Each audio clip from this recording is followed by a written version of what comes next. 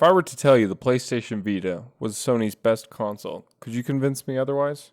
Hi, I'm Carsten. And I'm Cameron. And this is Convince Me Otherwise.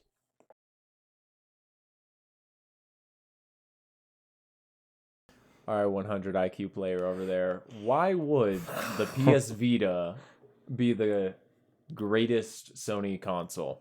Please enlighten me.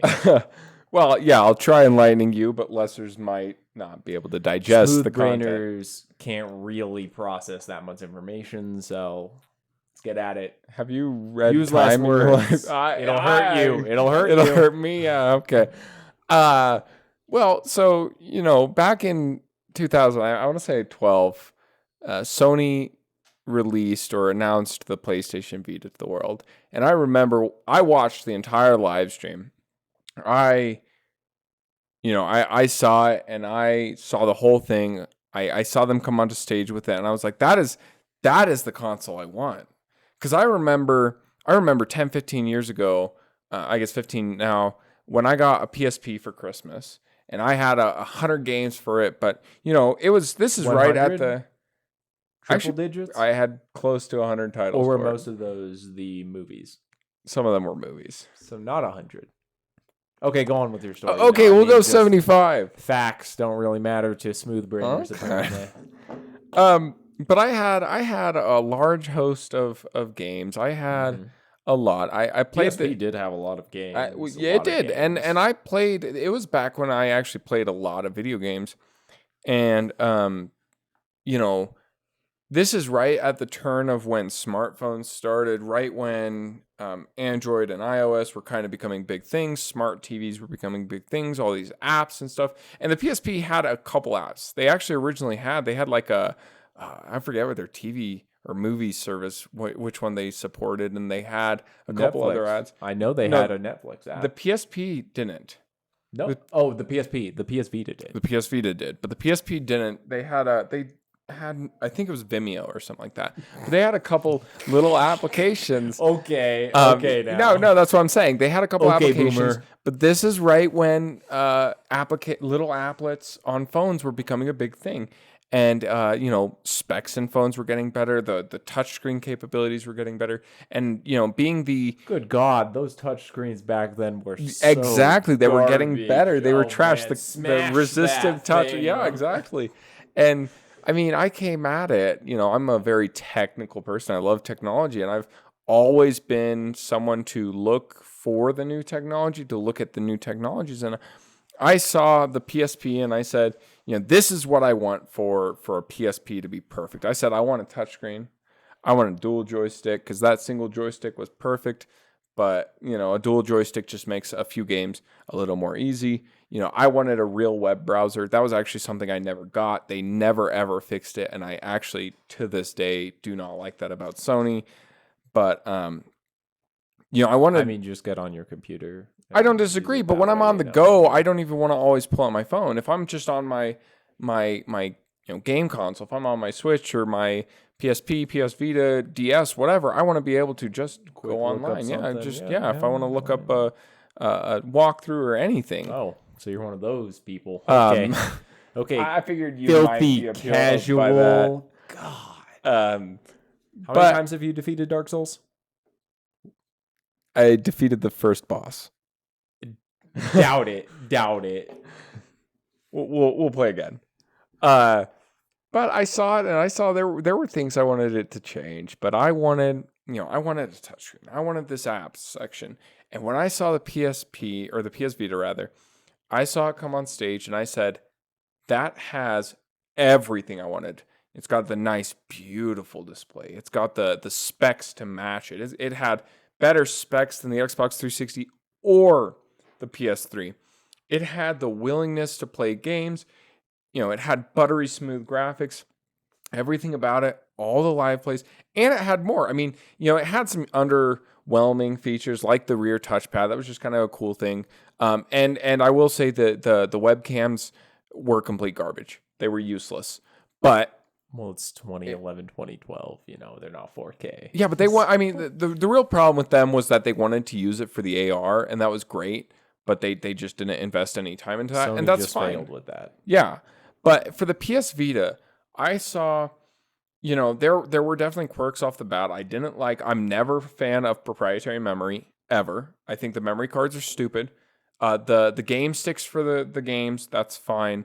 And then the original PS Vita had a proprietary charging port, and that just made it a nightmare. That was an expensive cable, and if you lost it or broke it, I mean, you were kind of SOL. But I saw this. Capitalism. Yeah, I mean, that's basically what it came down to. Yep. They were kind of being greedy, and they saw what Apple does, and they did the same thing. And I hate that about them.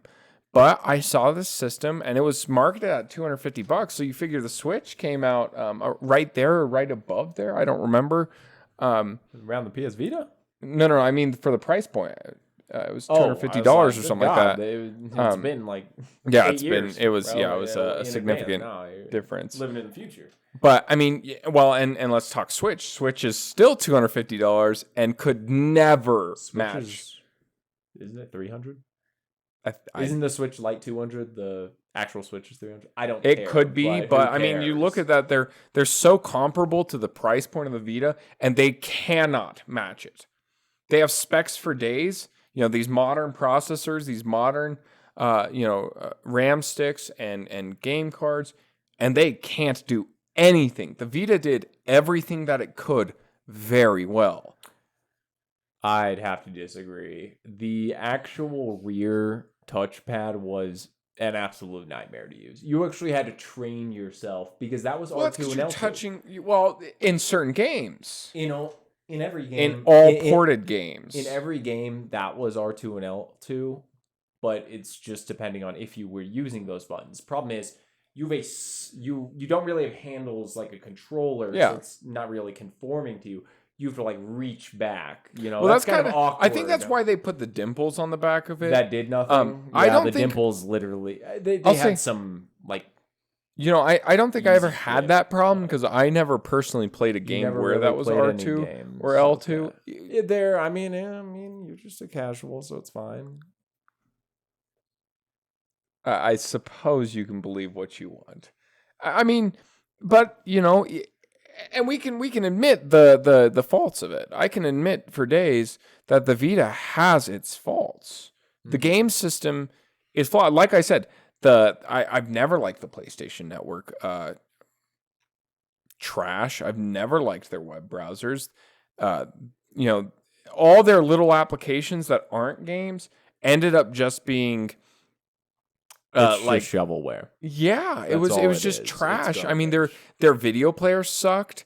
Their they didn't have any kind of note reader or book reader. Riddle me this. I would love the Vita if I could play my PSP games from it. Because basically it's PSP 2. Let's get real here. It's PSP 2. It's the next gen PSP and it could not play. I think my PlayStation 2 that I had could play PlayStation 1 games. I could plug in Baldi's and it could play. It was the greatest thing. The thing really came down to the UMDs to the game sticks or whatever they actually ended up calling them.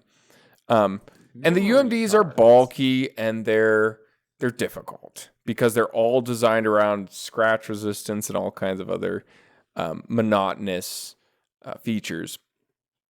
And what that really did was it kind of kept them from being able to do that. I will say it's kind of funny you mentioned that because they did at one point when the PlayStation Portable Go came out, they actually filed for a patent for a device that you could plug into the PlayStation Portable Go to play UMDs. Would have saved it. I don't play mine. Yeah, that would be nice, especially since PSP Go. No, the PS Vita Go or PS. It was the PS Vita Go, correct? No, it was the PSP Go. Oh, PSP Go. That was garbage.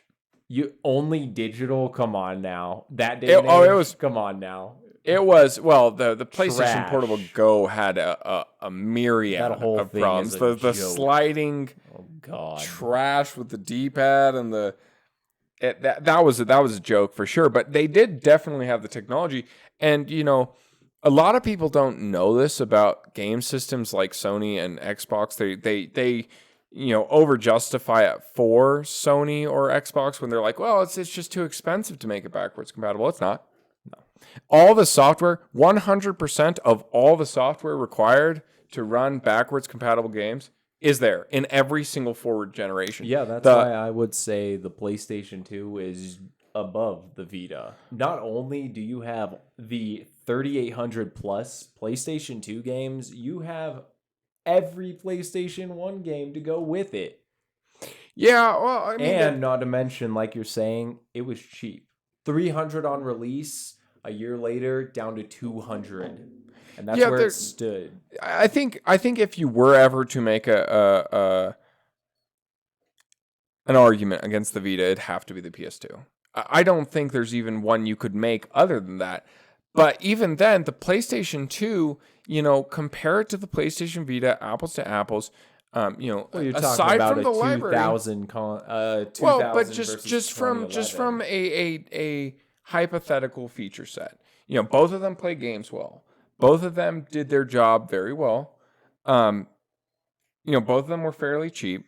Both of them had specs to back them for their day and age. But the thing is, the PlayStation Portable did all that or the PlayStation Vita did all that in a very holdable fashion, and it had other features that the PlayStation 2 didn't have. It did have network gaming, which PlayStation 2 had it, albeit PlayStation 2 had one of the most popular MMOs ever, Final Fantasy 11, which is still going on. You could play that through your PlayStation. Now, you did need a actual attachment to get onto the network and everything, but it did have that. And PlayStation 2, it was so cheap to actually make games for. It created, basically, it created what we now call indie developers. Yeah. Low budget, 2 people, 5 people teams.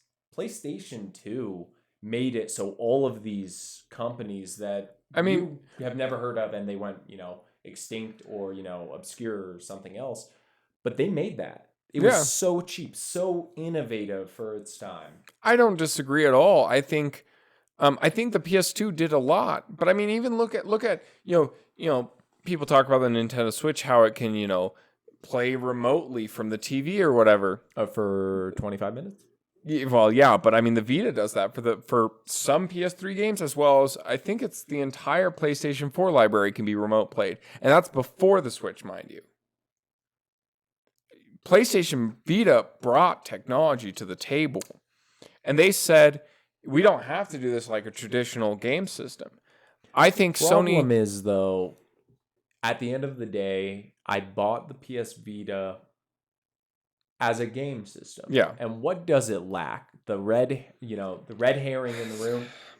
So what games are really on it? I remember the console seller, Persona 4 Golden. Yeah. And that's not a big game. That's a niche game that's very, a cult following. It's getting more popular nowadays, but that's it.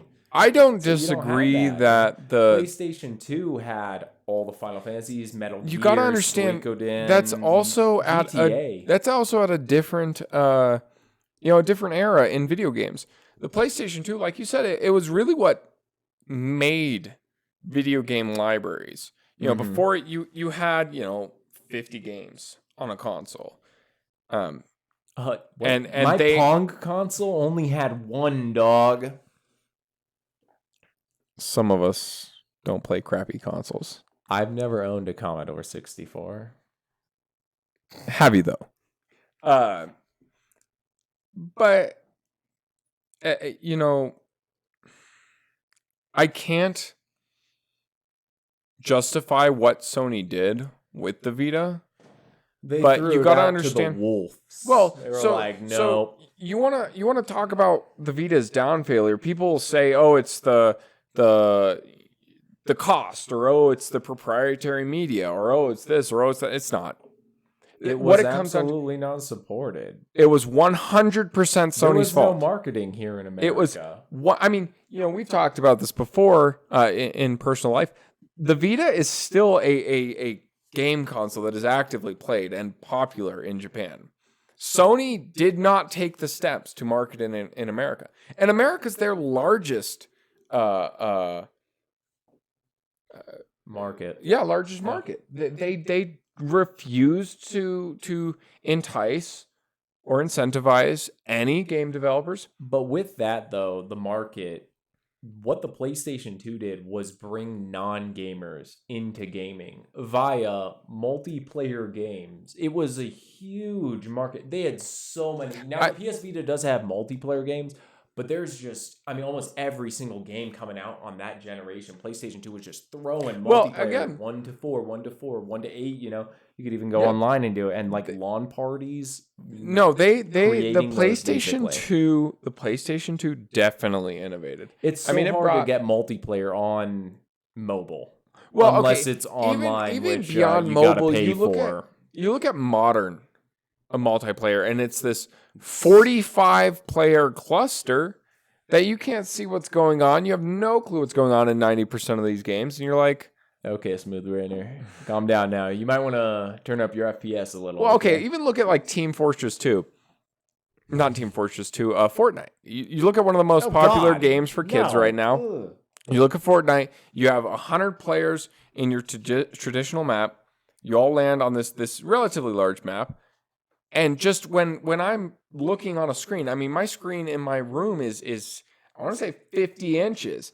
And I'm like looking for pixels to move. This is a 4K. I'm running at 80 or 90 FPS. I'm trying to look, and I'm like, it's so hard to see what's going on. Once you get close quarters with several other groups of people, it is difficult. Same thing with Call of Duty, though. I'm just sure trying to see who's gonna point out that you probably need to use a smaller monitor. Someone probably will say that. But maybe. You might say that, but even look at League of Legends. You have 10 people, and it is hard. Hey, sometimes they have hexakill, which is 12. 6 on each. Yeah. Yeah, but you look at that. You look at modern There gaming, is a lot going on and there's a lot happening. The PS2 did not have that. Partially because bandwidth just wasn't really existent at the time. I don't want my FPS tanking. Okay, there you go. I take a shot. No. Well, exactly. And so they did what they could to minimize server bandwidth, and that's good on them. But they did also innovate. They made the Sony, the PlayStation Network. They made the whole, like you said, the LAN parties, the network gaming. It was all relatively new. It's the golden age of FPS. It really is. Golden age of gaming. It really is. There's the best GTA. I don't want GTA 5 released 10 times in a row to me. I'd rather 3 separate GTAs on the same console. Yeah. That's what I'd rather have. Now, some troglodytes really, I want that Legendary Edition Skyrim. Yeah, it's the same game. I bought Skyrim once. I never bought any DLC. No Legendary Edition. That's a waste of time and money. Period. Exactly. And I think that's the other thing with the Vita. With them not marketing to consumers in America, they also, as customers, we allowed them. We're like, rah PS4, and then we're like, rah PS5, and we just left the Vita in the wind. And what happened as a result? PS4 sucks. PS5 is unattainable and also sucks. I can't say it sucks if I don't use it. I haven't. Okay, well, I don't know what the FPS looks like on that thing. If we were to look at the PS5 spec for spec, it's basically identical now, to the PS4. 7 months after release, it has 2 games. Okay. Okay, so Sony's doing the exact same thing with the PS5 that they did the Vita. So what do they expect? This to be a raging success? Oh, we're going to make $6 billion? No. You're going to make 0. You're going to net negative because the R&D required for those things. But, games just... PlayStation 2 especially was so popular, and it's in the day where, games only cost $20, $30, maybe. Yeah, you definitely had to... Not $60, $70 now. Come on. You definitely had to have all your peripherals. You had to have your memory cards. You had to have your multi-tap. The memory cards were annoying. I'll give you that one. The multi-tap, the memory cards. Memory card and I will say the PS2 also innovated in that respect. They not only added USB support in the second generation of PS2s, they also had hard drive support. Before anyone else did, you could actually get a kit and install a parallel ATA. Bro, and Microsoft is still using AA's? Okay, no, let's not even talk about Microsoft. I don't even get into They're Xbox living in controllers. the past, man. They really are. 30 years in the past. But they're allowed to. So this goes back to consumers allowing the company to do what they want. And I think that's really why the Vita failed. The Vita is a fantastic. I mean, no matter how you look at it, I don't see how you could look at the Vita and say that's a bad console. I think it's a hard to get used to console. Like I said with the R2, L2. But like games like Gravity Rush are a prime example. Very cool game and concept. Good to play. I played it. I like the game. They even have a second one on PS4, which I don't even know how that plays because it used everything the Vita came to the table, man. It used everything, but it was very odd. You had to take an hour to just get used to the controls, which isn't necessarily bad, but it does diminish some experience away from it. You know, you do have to get used to that. But again, they were able to make something that used everything, which, you know. Yeah, and I think Gravity Rush was really their proof of concept for the Vita. I think it was what they wanted to see every game being for it. Yeah, it's like the PS3 where with those stupid ass controllers, we need every single game to use those dumbass motion controllers. And it's like, come on, it does not work. It does not. The gyroscopes did not work. They were so Sony fidgety. killed so many games on the PS3 for that. Oh my god. Yep. And I mean, I don't think I'm going to be able to change your mind or convince you otherwise. I do concede that the Vita is very ahead of its time. For being such a small console, it does pack more than a PS3. Yeah. You have to know, I mean, a PS3 is this big. PS Vita is this big. And it had a battery life. It had a reasonable price point. It has more battery life than a freaking Switch. Easily. God, a Switch is pathetic. And Switch isn't even HD. We don't talk about it. You know, whatever. Another concept. Whatever. But, I mean, I don't think I'll be able to convince you otherwise. But, the PS2 was definitely a good console.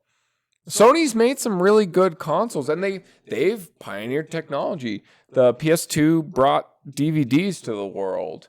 The PS3 brought Blu-rays to the world. There were a lot of really nice aspects, but Sony has really shot themselves in the foot with a lot of what they've done. And I think it's lazy. It comes down to it. It's corporate execs saying, well, we can do whatever we want and they will buy whatever we say. And I think that's really what gamers killed. Do. Well, exactly. Look at COD. COD hasn't changed in 10 years. It's the same game. Look! Oh my God! Look at Madden. Yeah, hasn't changed since its conception. And God forbid they actually have to, make a new game. Oh, that's impossible, Doug. This day and age, that's absolutely impossible. I haven't seen a new game. Save from indie developers. Yeah, that's it. But before we go, I want to thank you for watching. Tell us what you think of the Vita or, hell, any console. It doesn't have to be Sony, but what's your favorite Sony console or anything? What's your opinion on the Switch or the Microsoft shitbox? Anyway, I'm Cameron. I'm Carsten. And we're signing out.